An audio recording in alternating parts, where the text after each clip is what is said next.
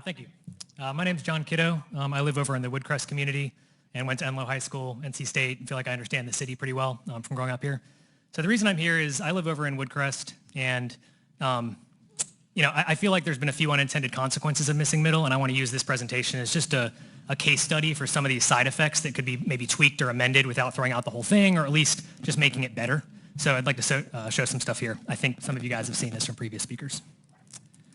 So my wife and I live in this house, Woodcrest. This is pretty characteristic for Woodcrest, small homes in the front or duplexes, and then pretty large yards in the back, middle-class neighborhood, established in the 50s. So when people, work their whole lives to buy a house, when they move to this community, that's sort of what they're expecting, within reason, right? The zoning allows, up to a quad, but this is what they're expecting. Here's another image of the street, so you can get a sense. Every house has roughly the same scale, gives it a sense of community. Here's a house across the street that was recently renovated, but done in a way that was tasteful, I think, and still within the spirit of the neighborhood. So the reason I'm here is because right after the text change was passed, the owner of the house next to me, which is the largest lot in the neighborhood, kind of immediately put this plan into the city to build 7 35-foot tall townhomes with parapets on the lot next to me, right in the middle of the neighborhood. It's not on the edge or anything. It's just kind of bizarre.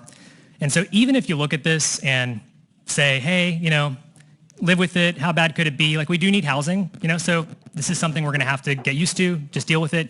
I think when you see some renders that I made that are unofficial here, it'll give you a sense that maybe this is unreasonable and some tweaks could be made to the text change.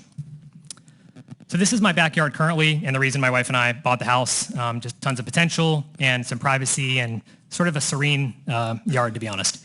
So if this townhome was built, however, this complex, that's what would go next to me. This is roughly to scale.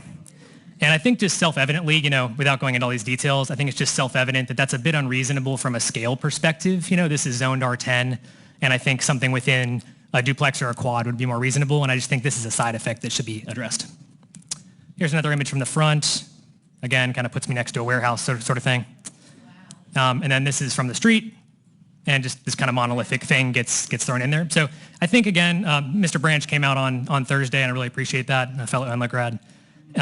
And acknowledged out loud, which I appreciated, that this was an unintended side effect, this project, and that he'd do everything he could to stop it from happening. But even if you can't stop it from happening to me, I would like you to sort of consider this case study when you're making any tweaks, and I would appreciate that, just as a resident of Raleigh.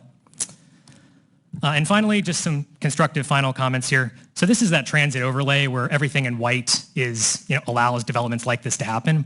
And I think the way you could fix some of these side effects is just, this feels a little bit too carte blanche. And I think being a little bit more granular, kind of community by community, and allowing density that feels a little more proportionate could kind of still achieve your goals of supply, but not have these side effects. So thank you very much. Thank you.